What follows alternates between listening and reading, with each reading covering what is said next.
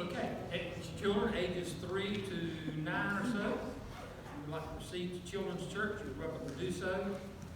The rest of you have to stay here. There will be no games, there will be no snacks. We'll try to have a good time anyway. If you'll turn with me to the book of Genesis, chapter 6. Genesis 6. As we continue this series, Where's Jesus? Or in a more expanded version, Where is Jesus when I need him? Where is Jesus when I need him? I also remind you as you turn that the people of the Old Testament, of course, they knew nothing about Jesus as such. He had not been born, he had not been crucified, he had not resurrected from the grave. They knew nothing about their knowledge of God paled in comparison to what we know here this morning. Abraham and Noah and all of those Old Testament saints, yes, they in one sense had an intimate relationship with God, but in another sense, what they knew about God in comparison to what we know, because of the years of revelation, the New Testament, all that's happened, was almost nothing. And so we should be encouraged that God has told us so much about himself and his plan of salvation, his plan for man, down through the years that we get to take advantage of. I told you last week in Genesis 3 when we were there that there are two great hinges, I believe, upon which all the history of man turns.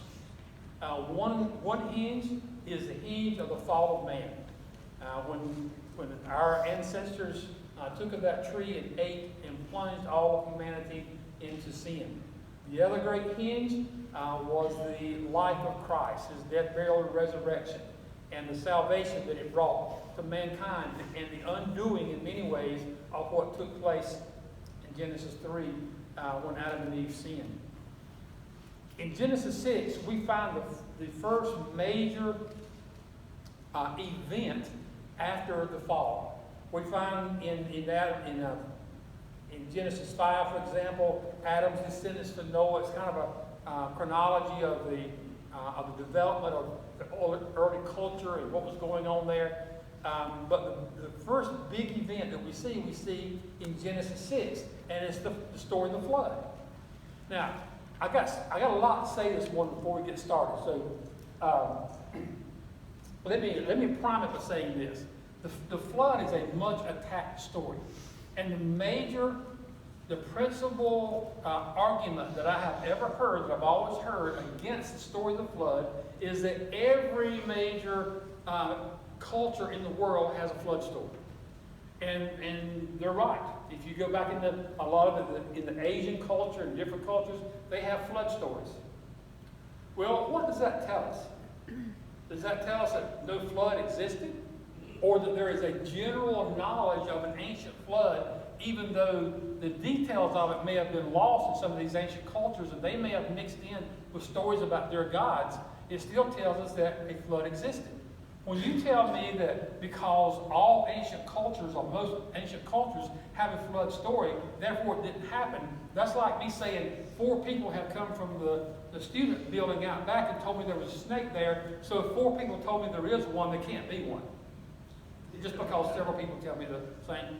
One person told me it was in the back room, somebody told me it was in the bathroom, and somebody told me it was in the main room. Well, it may have been there when they saw it, or whatever mix-up in the story was, but it doesn't mean there wasn't a snake. Now, I hope it's not. But if I got that story from 4 different people, I would be rather sure that something was taking place back there that had to do with a snake.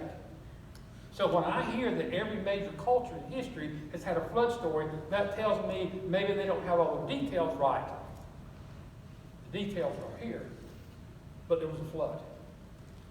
And so we're going to take a look at this this morning and see what we can learn about it, and see if Jesus was anywhere in this whole fiasco that we call the flood event, the flood story. We'll begin in verse 5, and we'll just read down through 6 or 8 verses. 8 verses begin.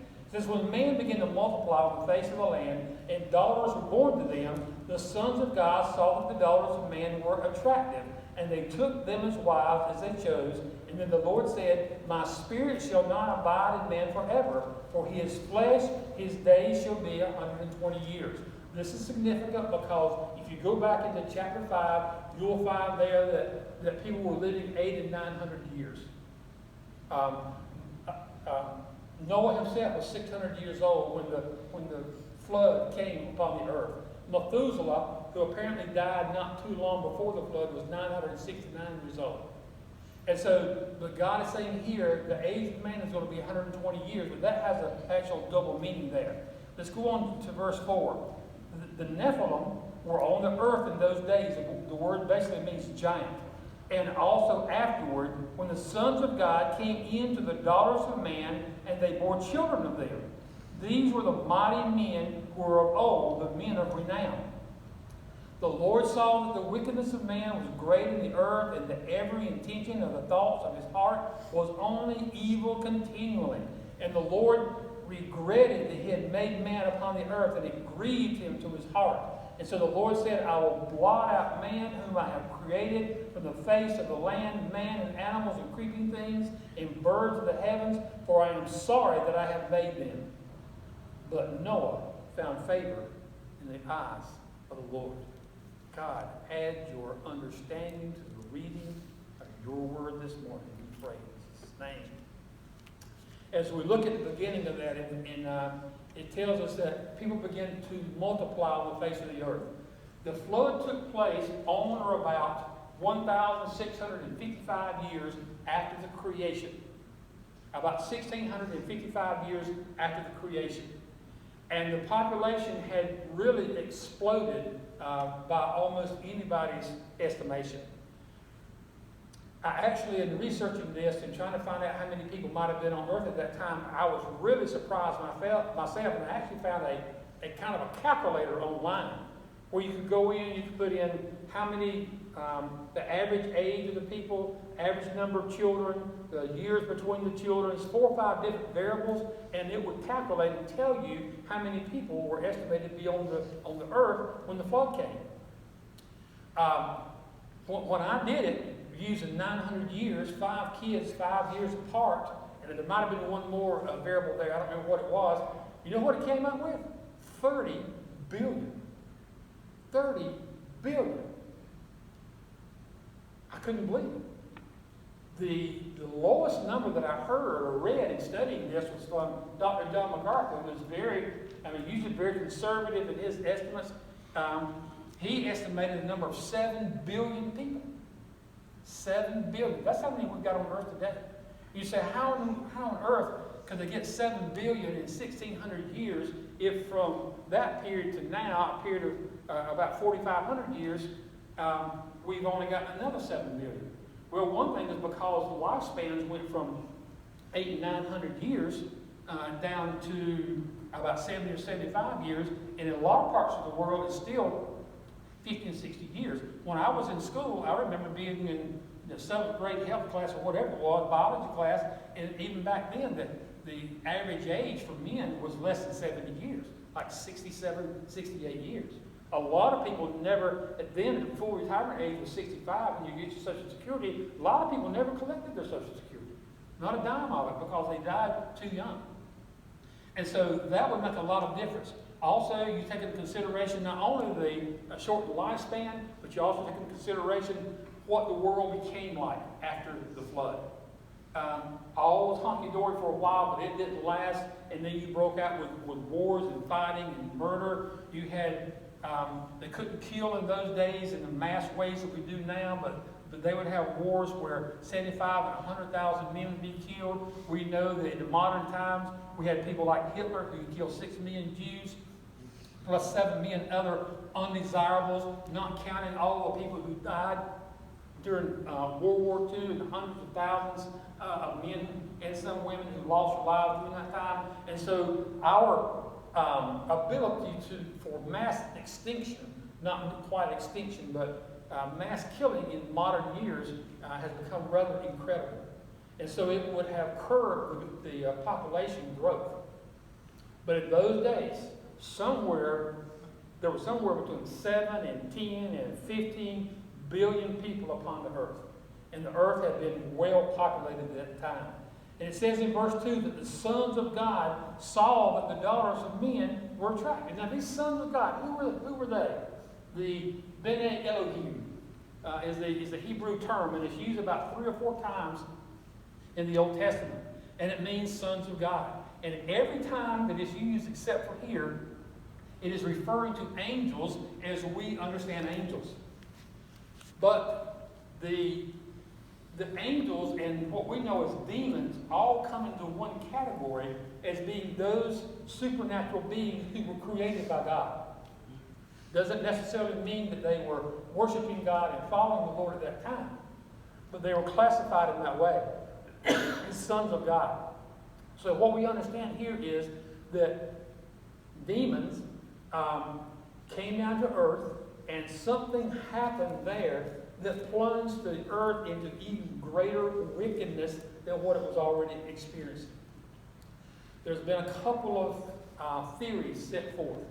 One is that these demons were released, great hordes of them were released onto the earth, and that they took possession of men's bodies in particular, but perhaps men and women. And that as they took possession of them, that the level of wickedness just increased many times over, and that it says they took of the daughters of men as they chose, and so these demon-possessed men began to have intimate relationships with the women, the daughters of men, and they bore children. These children perhaps ended up being demon-possessed, and everything just ran amok. I mean, it really got out of control. That is not what I believe happened.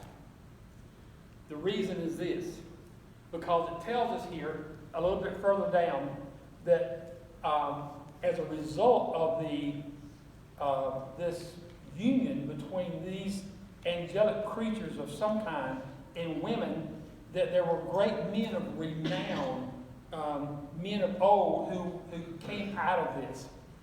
These were the Nephilim that it mentions there. You saw that word. These were giants. Goliath and his brothers were probably part of this, even though they came after the flood. So what I believe took place, and I'm not alone in this, is that demons actually took on or manifested themselves as human beings. And having done so, then they had relations with the daughters of men, with women, and they raised up a particularly gross and foul generation of children and then adults who, by their wickedness, helped plunge the earth into even greater wickedness than what it was already experiencing. Now you might say, I don't know about that. Can a demon have relations like that with a human being? What about the DNA? What about all that stuff? Well, let me remind you, and I had to work through some of this in my mind. But I was reminded of the story, and we'll get to it in Genesis one of these days, where Abraham was out in front of his tent one day, and he saw 3 men coming walking. And as they got there, he realized there was something special about these 3 men.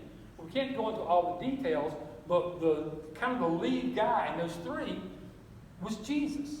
Now, this was what you call a theophany. It is an appearance of Christ in the Old Testament. Before he was born into the world as a babe, he had full ability to manifest himself and to appear to men in the Old Testament, and did it a number of times in different ways, sometimes as the angel of the Lord. But in this case, he approached him as a human being. And he had 2 angels with him. Those 2 angels were also looked like regular men. I'm sure they were dressed in the garb of that day, and they approached Abraham, and Abraham killed a calf, and he fed them, and they ate together, just like regular human beings. And then the 2 angels left, and Jesus, this theophany, stayed there with Abraham and began to explain to Abraham what was about to take place. That the cities of the plain, Sodom and Gomorrah, we know them as, were about to be destroyed because of their wickedness. And that's when, if you remember the story, that Abraham started trying to make a deal with Jesus to save those cities. Well, in the meantime, these 2 angels would go on to Sodom, and they go into the city. They arrive there kind of late in the day. They didn't swoosh over there. They didn't ride the wind. They walked to Sodom, just like anybody else might. And so they get there, and they go into the city, and there was a plaza area, kind of a park.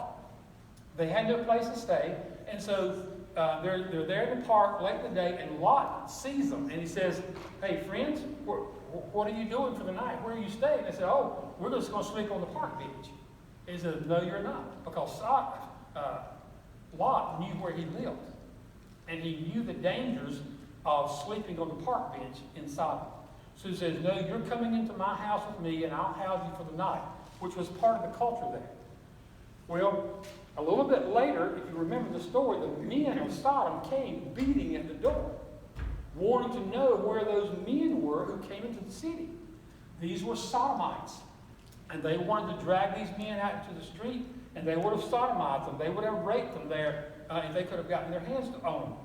Listen, if these men were 12, 14-foot tall angels with these great big wings and all this, shiny stuff that we see in the pictures, they wouldn't have been after them. Lot wouldn't have invited them home to start with, and these men wouldn't have been after them, even in their crazed, lustful state.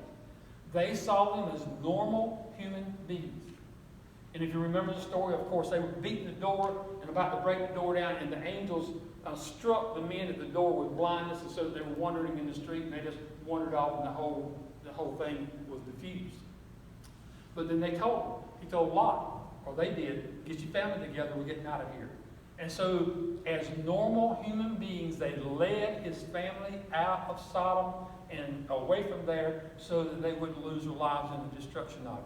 They were seen by Abraham, they were seen by Lot, they were seen by the Sodomites of Sodom as normal human beings. There's another instance a little bit further on where Jacob is traveling. And Jacob gets into a wrestling match in the middle of the night with somebody. It's kind of this mysterious man. And we're not sure exactly who it was, but he wrestled with him all night, and he was a heavenly being of some kind, but yet Jacob couldn't quite overcome him, but this person could not overcome Jacob. You know what that tells me? That this individual that was wrestling with Jacob was functioning as a normal human being. He wasn't a 15-foot tall angel. He wasn't doing anything spectacular. He was wrestling with Jacob. Now, when the whole affair when it began to break day, this person told Jacob, said, "Let me go. It is dawn, and I must go." That tells me that Jacob had, in some sense, overcome this individual. He had him in a headlock, and he wasn't going to let him go. And he says, "Let me go." Jacob said, "I won't let you go unless you bless me." So he blessed him, and there was another thing there about he touched his hip and threw his hip socket out of joint, which really helped him overcome Jacob. And he got away and left. And Jacob said later, "I have seen the face of God." So whether this was an angel that had manifested itself as a man and wrestled with him there, or whether it was Jesus that he was wrestling with, it doesn't really matter, because a heavenly being had manifested himself as a human being and had wrestled with Jacob there that night. And so to imagine that the demons of Noah's day could have manifested themselves as human beings and copulated with the women of that day and produced a greatly wicked race of giants and half man, half something beings is not out of the question. And it is the only explanation of how this race of giants grew out of that situation. Just simple demon possession wouldn't have done it, because demon possession is still a thing today, and it doesn't produce a race of giants. And so something there extraordinary happened. And so the world has gone crazy. The whole world is plunged into wickedness. And I remembered in the 5th chapter of Romans, Paul says there that where sin abounds, grace does much more abound. Where sin abounds, grace does much more abound. And I was reminded of that when I read verse 8, when it said that Noah found favor or grace in the eyes of the Lord. Where sin abounded in his world, he found grace in the eyes of the Lord. Why? Because he believed God. And if you go through this entire story, you will find, I believe it's 7 times that it says that Noah did as he was told by God. something along those lines. God tells Noah to do something, and Noah would do it. That meant he believed God, he was obedient to God, he was walking with God. He didn't know who Jesus was, he knew nothing about the cross, but he had come to experience the presence and the power of God in his life. And he knew that this was a being that he was to be obedient to, and he obeyed him. And as it says of Abraham later on, that Abraham believed God and it was counted to him as righteousness. It could also have been said of Noah that Noah believed God and Noah obeyed God, and it was counted to him as righteousness. And so Noah was saved by faith, the same way that you and I are saved by faith. He was looking forward. We look back, but it's all by faith. Noah, along with all the other Old Testament saints. Let's move on. Verse 9. And these are the generations of Noah. Noah was a righteous man. It doesn't mean that he was perfect. It means that he sought God and he sought to be obedient to God. Blameless in his generation. And he walked with God. And he had 3 sons, Shem, Ham, and Japheth. Now the earth was corrupt in God's sight, and the earth was filled with violence.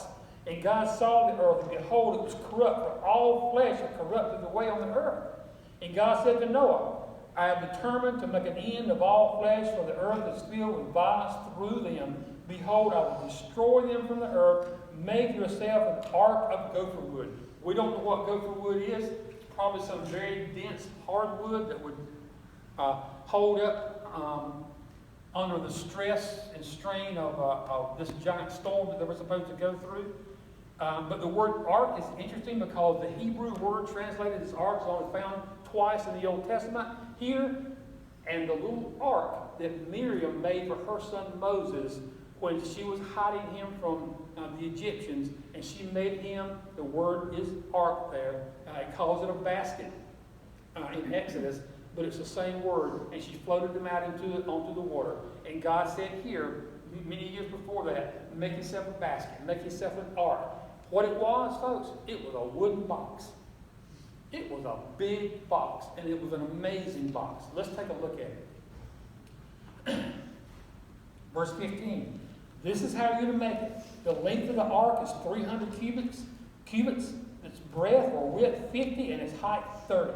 Now, a cubit was about 18 inches, depending on where you were. An Egyptian cubit was a little over 20 inches. But generally speaking, we accept the ark as having been 450 feet long, 75 feet wide, and 45 feet tall. And again, it was a giant box. It didn't have a V hull. It wasn't built for speed. It wasn't built for maneuverability. It was a box. But it was a unique box. And the dimensions of it were important. Because I did a little reading on this. In fact, I went to probably 8 or 10 different websites reading about ships. Learned a lot more about it than I wanted to know, at least short term. I can't tell you anything much now, but I can tell you this. There is a ratio that is used in modern shipbuilding. Ratio between length and width and height of the ship so that they will remain stable. And the ark is within that paradigm. It is within that model that is used in modern shipbuilding. Now, nothing like this had ever been built in that day. They had water, they had lakes and whatnot, so they may have had some small boats, canoes or that kind of thing that they maneuvered on the water and went out and fished. But something like this, especially built out there in the middle of the desert, was unheard of. But it was built in 1660 years after creation by a man who had no knowledge of shipbuilding in a place where shipbuilding was unheard of and probably wasn't heard of anywhere, and he built this ship according to the modern standard for shipbuilding. Now, how did he do that? Because God knew what would stay stable. And not only that, but as I read about this, I learned that because of the design of the ark, that it would have turned to go into the waves rather than allowing the waves to hit it broadside. Now, even waves that hit it broadside, it would have had to turn up to a full 90 degrees before it would be in danger of tilting over. And it was almost impossible to do because of the weight and because of the dimensions of the ship. And so it was built right for that. But it would automatically turn to go into the waves. If you watch a modern movie of some kind, and there's a ship out on the ocean, and there's a giant storm, and there's these 50-foot waves. Does the ship turn sideways to the waves and try to slide through them sideways? No. They turn head on. So that you're not getting the roll of the ship like this. It's going straight through the waves. Up and down, up and down. Probably a rough ride, but it was a ride. You'd rather ride in an old broken down truck than you'd rather walk. It wasn't a smooth ride. It wasn't a cruise ship, but it was a ride, and it kept them safe, and it would not, it could not be sunk, could not be toppled over. And these were the dimensions that God gave to Noah in those days to use for that ark. It's an amazing thing. I know a lot more stuff than I'm going to share with y'all this morning because we've only got a limited amount of time, and this was a fascinating study. I urge you to look this up, use Christian material, look up about the ark. There might even be something we'll write down media about it, and study more about this because the details and intricacies of this whole thing are absolutely phenomenal. He says in verse 16, make a roof for the ark. In other words, you've got a boat here. I want you to make a roof over the top of it, and it had windows that went all the way around. I'm not talking about windows like we know of today, but it was an opening that would have been used for ventilation once they would have needed. Make it with a lower, second, and third deck. So there were 3 decks in the ark. It wasn't just everybody piled down there in the bottom of the ship together. There were 3 decks. For behold, I will bring a flood of waters upon the earth to destroy all flesh, in which is the breath of life under heaven. Everything that is on the earth shall die. But I will establish my covenant with you, Noah, and you shall come into the ark, you, your sons, and your wife, and your sons' wives with you. Because of the godliness of Noah, his family was saved. Don't let that get by you. And of every living thing of all flesh ye shall bring 2 of every sort into the ark to keep them alive with you. They shall be male and female, of the birds according to their kinds, and of the animals according to their kinds, of every creeping thing on the ground according to his kind. Now here we again run into a problem with some skeptics. And they said there's no way in the world you could have gotten 2 of every kind of animal on the earth in the ark. Well, first of all, there were less kinds of animals in that day. But a key word here is kind. Each one according to his kind. If you remember, maybe a couple of weeks ago, we watched a video that had Ray Comfort questioning some scientists, professors, about evolution. And he said, can you give me an example of when one kind has changed into another kind? And they came up with all kind of answers about, birds getting thicker beaks and all this kind of stuff, and he poo-pooed that because he said, well, when it was over, what did that bird become? So, well, it was still a bird. So there wasn't a change of kind. A change of kind means that a cat becomes a dog, or a whale becomes a cow, or an animal changes its DNA, it becomes something altogether different than what it ever was before. And there's no scientific evidence that's ever been found to indicate that has ever happened. So macroevolution has no scientific support. And even many scientists will secretly say that. So what God said here was, he didn't say, bring in 2 German Shepherds, 2 English Bulldogs, 2 Rottweilers, 2 Dobermans. He said, bring 2 kinds, 2 of each kind. That means 2 canines. 2 canines, 2 dogs of some sort. I don't know if they had domesticated dogs in that day, or these were timber wolves, or something of the like, but they were 2 canines. And you say, well, where did all the different species come from? Where did the Rottweilers and the German Shepherds and all that come from? Well, because when God created the animals originally, all the DNA information that was needed to branch out later on and create or cause different species was in the DNA that God put in those 2 canines. And so when they got off and they began to breed, different species began to develop over a period of time. And some of it, of course, was instigated by human beings. Somebody said, "Whoa, we got 4 black dogs here, but one is spotted. I like that spotted one." And then somebody else gets a spotted dog, so they breed 2 spotted ones, and they get spotted dogs instead of all black dogs, and people begin to work with them. Dalmatians, you know how Dalmatian is not a natural dog. They're interbred to get those spots like they are. In fact, I've read that they are they'll bite you because they've been interbred so much within the families that they're a little bit crazy. And they're worse to bite than some breeds that have a reputation for biting. May not be as bad as a Feist or a Chihuahua, but they will bite you. But some of this stuff was developed by men later on for their own purposes. But all the DNA was already in there. He didn't need a Black Angus and a Hereford. He needed 2 bovines. That's the kind. Bovines are cows. He needed 2 of them. And from those 2, everything else has developed down through the years, according to where they live, the amount of food that's available, etc., as they spread out across the earth after the flood. And the different species have developed. And some are good for milk, some are good for beef, some are good for nothing, but there they are anyway. Also keep in mind that he did not need to take on full-grown animals. He didn't need 2-ton elephants. He could just as well, God could have brought a male and a female of elephants that were, 3 or 4 or 5 months old after they're weaned. I don't know when elephants are weaned, but they could have been young, weighing in at 400 or 500 pounds instead of 4,000 pounds or 5,000 pounds or whatever full-grown elephants weigh. It would have been the same way with all the animals. They could have brought them in young so that they didn't take up as much room. But what about the room? What about the room?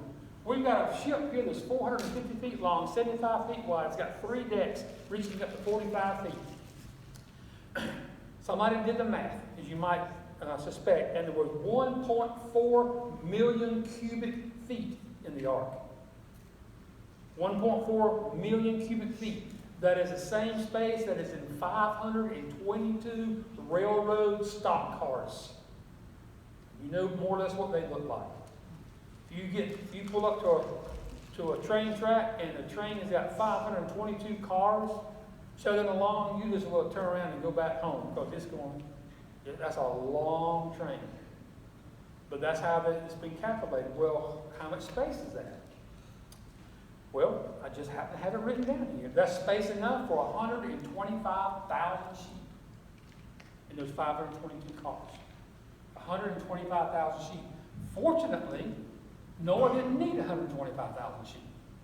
I'm glad he didn't put 125,000 sheep because we would be real short on dogs and cats and have way too many sheep today had he done that. But that example is used just to show that there was plenty of room on the ark for 2 of every kind of animal that existed in that day. Yes, some of them were bigger than sheep, but many of them were smaller. The 2 dogs probably would have been smaller. The 2 felines, whatever they were, could have been like house cats or young lions or tigers that would have been on there. They would have been smaller than the normal sheep. Bugs, creeping things, creepy crawlers, lizards, all this stuff.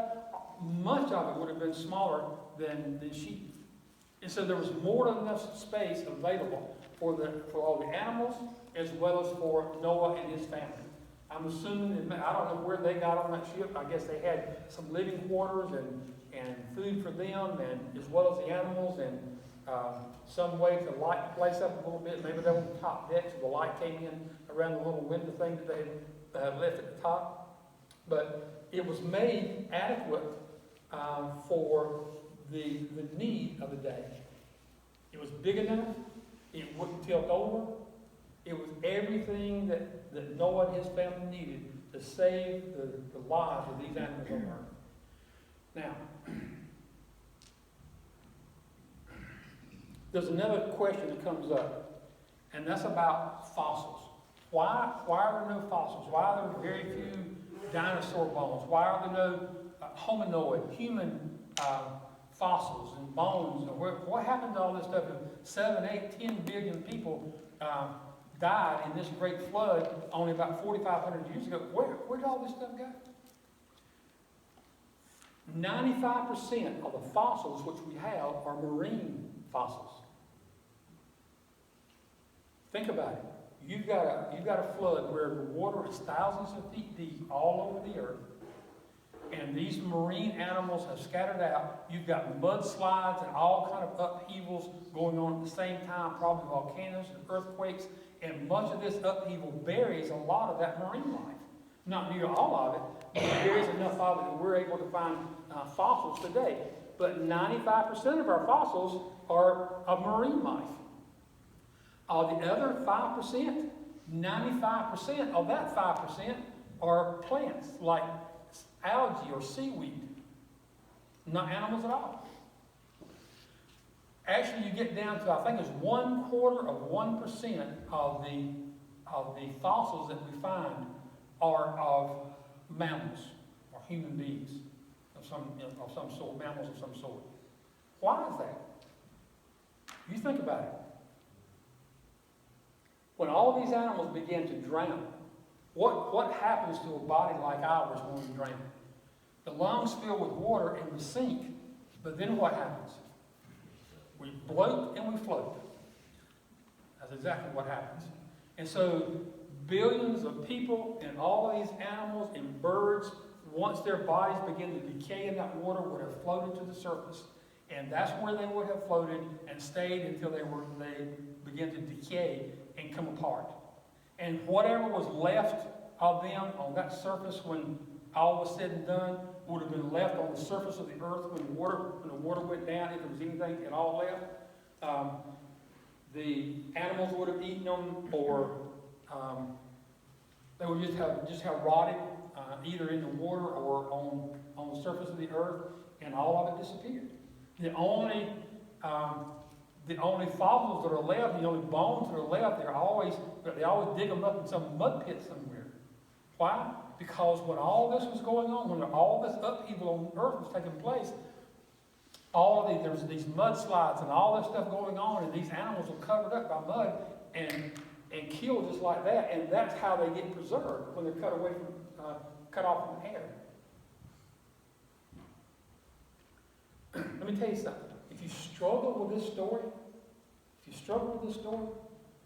and you want to struggle with it, and you want to use this as a point of contention for the Christian faith, I advise you do not go and study this. Don't go and study it, because any question that you can raise, I'm telling you, has been answered by people who are a lot smarter than I am, which includes most. If you really want to know, you go buy your book. Drop $50 on a book called The Genesis Record by Henry Morris. He himself is a scientist, and he takes this word by word. And I'm reading behind him, and I was mentioning John MacArthur a while ago, and I was listening to some of his comments on this same passage, and he mentions Henry Morris, he quotes him, and then he goes on to tell some more stuff that happened, and I'm saying, that's in Morris's book too. So he was quoting the same guy that I'm reading behind. If you want to know, the information is there. Don't cast this aside just because you've got questions that you can't answer. Because you don't have the answer here this morning doesn't mean there's not an answer, my friend. The flood happened. The flood happened. And there's more evidence for it than I can possibly give you this morning. But let's drop on into chapter 7. Then the Lord said to Noah, "Go into the ark, you and your household, for I have seen that you are righteous before me in this generation. Take with you 7 pairs of all clean animals." So he specifies something here. He said, instead of just 1 pair of the clean animals, he said, "I want you to take 7 pairs of those." Those have been perhaps cattle, sheep, some animals they might have used for food, or animals that they wanted to multiply and proliferate more quickly after the flood to repopulate the earth with animals that they could actually use for farming or for food. He said, "Take with you 7 pairs of all clean animals, the male and his mate, and a pair of the animals that are not clean, the male and his mate. And 7 pairs of the birds of the heavens also, and male and female, to keep their offspring alive on the earth, of all the earth. For in 7 days I will send rain on the earth, 40 days and 40 nights, and every living thing that I have made I will blot out from the face of the ground." And Noah did, listen, and Noah did all that the Lord commanded him. And he was 600 years old when the flood of waters came upon the earth. And his sons and their wives were all inside the ark, and they escaped the waters of the flood. And of the clean animals and animals that are not clean, 2 male, 2 female. It goes over the information there again. And after 7 days, the waters of the earth, of the flood, came upon the earth. So they sat in this ark for 7 days with nothing going on. Can you imagine what's happening outside the ark? Noah's been preaching. He was a preacher of righteousness for 120 years, preaching to that corrupt generation so that they would know that judgment was coming. And they laughed him off the face of the earth. And now they're shut up in the ark, and nothing's going on, nothing's unusual, and I can imagine these bunch of scalawags going around the ark and beating on the outside and saying, "Hey, Noah, what's going on in there? Nothing happening out here, Noah. Why don't you come on out? We're having everything's good out here, Noah." And I can imagine him being scoffed at for 120 years, and these 7 days might have been even worse. But Noah believed God. And his faith in the Lord was not going to be upended by a bunch of unbelieving pagans who scoffed at him and scoffed at God and whose lives were about to be snuffed out. And so he sat there and waited for 7 days. And after 7 days, the rain began. If you'll remember that we studied this 2 or 3 weeks ago, there was a vapor canopy around the earth at that time. There was no rain. But this heavy vapor kept everything watered. What Christian scientists believe, there's two things. One is that this vapor canopy basically collapsed. It began to rain. It's almost like when you see clouds coming over and it looks like you could just have a downpour any moment. Sometimes they pass on by, and sometimes, sure enough, it starts to rain, and it was like this vapor canopy or these heavy clouds around the earth, and all of a sudden it began to rain, which it had never done before. But not only that, but it says in the Bible that the fountains of the deep opened up. We still know that there's great aquifers under the earth. And I read not long ago that they have found another aquifer further down, and even they have found that they believe contains more fresh water than is in all the oceans combined. It's a lot of water. And so these great aquifers were under the earth when God created the earth in these great cisterns of some kind. And because God commanded it so, or commanded earthquakes to begin to crack open the earth, and these waters begin to gush out, spew up like Old Faithful over in the up there in Sherry's homeland, like the Yellowstone. And it began to spew up out of the earth, and trillions of gallons of water are spewing up, and rain is coming down from overhead like they had never seen, and like none of us have ever seen. And it rained 40 days and 40 nights, and the water rose, and those people who had been beaten on the outside the ark, saying, "Noah, what you doing in there, Noah? Come out, let's have a drink, Noah. What you doing, Noah?" And scoffing at him. Now they're beating on the outside of the ark again, saying, "Noah, let us in. Noah, we're going to die. Noah, my baby's about to drown. Noah, we need your help." But the door was closed. It wasn't going to be opened again.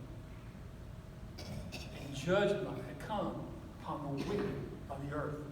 This judgment here is a type or a foreshadowing of the judgment that we see in the book of Revelation. God judged wickedness on the earth that day in a way that he never had before and never has since. But the day is coming when he will judge wickedness upon the earth again. He has said that he would do it, and you better believe that if he did it once, he'll do it again.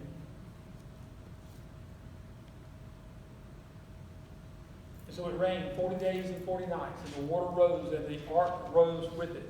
And it floated on those waters, and we can't go into all the detail here, but it lasted over a year that they floated. And if you're familiar with the story, and if you're not, I encourage you to go back and read through chapter 8 about how Noah opened the window and sent out a raven, and it came back until they were sure that the earth had dried up. They stayed in the ark. But there's something very interesting. In verse 11 of chapter 7, it says, in the 600th year of Noah's life, in the second month of the 17th day of the month, on that day all the fountains of the great deep burst forth, and the windows of the heavens were opened. That's when it began to rain. Now look with me in chapter 8. But God remembered Noah and all the beasts and all the livestock that were there in the ark, and God made a wind blow over the earth, and the waters subsided, and the fountains of the deep and the windows of the heavens were closed, and the rain from the heavens were restrained, and the waters receded from the earth continually. And at the end of 150 days, the waters had abated, and in the 7th month, on the 17th day of the month, the ark came to rest on the Mount Ararat.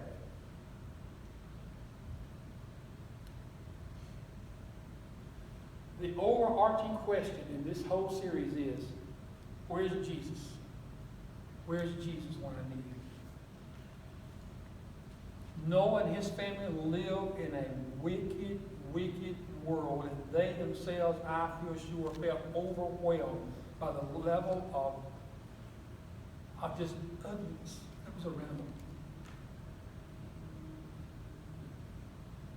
If we sometimes are amazed at what we see around us, I can tell you that when you are one of 8 and there's 7 or 10 billion people in the world and every one of them just as mean as a snake, you're going to feel overwhelmed. But God showed him favor. So where was Jesus when Noah needed him? He was right there. Noah and his family entered through the one door of the ark. Who's the door? Who identified himself as the door? Jesus. And they went into a place of safety that protected them from a storm of judgment that was outside of that ark. Who is it that we enter into and who also enters into us that will ultimately in the final judgment of this world protect us from the wrath of God that would be poured out upon this earth? What's his name? What's his name? Jesus. So the door of the ark is an illustration of Jesus because it was the only way into the ark. The ark itself is a place of safety, a place of salvation, is a picture of Jesus. It was designed by God. It was for the righteous who would enter in through obedience or faith. The door was shut by God and sealed. We are, as believers, we're told in Ephesians, we are sealed into the day of redemption. And who seals us? The Holy Spirit of God, who is God himself.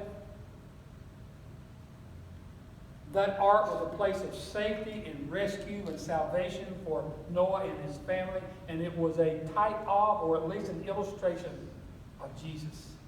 So when God's people needed to be saved, Jesus was there. Jesus was there. And I'm telling you this morning, my friends, that if you are overwhelmed by the level of wickedness around you, if you are worried about your family and your friends and what's going to happen to them, I can't control, you can't control what they do. But I'm telling you this, you have a place of safety if you choose to enter in. See, God told Noah, enter in. But Noah didn't just sit there in his wheelbarrow waiting for something to happen. He got up and he got his family and he entered in. See, the Bible says today is the day of salvation. Do not harden your heart. You see, there were billions of people in that day who hardened their hearts. They had heard the word of God preached. They had heard the preaching of repentance from a righteous man, and they hardened their hearts and said, we will not. We're going to live our lives any way we choose. We will not be told what to do. And we're going to keep right on doing what we're doing and living our lives. And you go on whatever foolish religion you got going on over there. We want nothing to do with it until the day that rain began to fall. Until the judgment came. And then it was too late. My friend, if you are not in Christ, if you are not in the ark, I beg you this morning, do not harden your heart as those billions of people did. Do not harden your heart as the Pharaoh of Egypt hardened his heart. Yield yourself to the truth this morning. Allow the Holy Spirit to tender your heart and step out of that seat this morning and come and give your life to Christ. Do not delay. Do not delay. They thought it was never coming. And if they thought it was coming, they'd have said, it's been 120 years. Everybody always says this is coming, something's always going to happen. They were scoffers. But when the day of judgment came, it was too late to make any other arrangements. God had called them. They didn't respond. God is calling you this morning, perhaps. I beg you, respond. Respond. Father, as we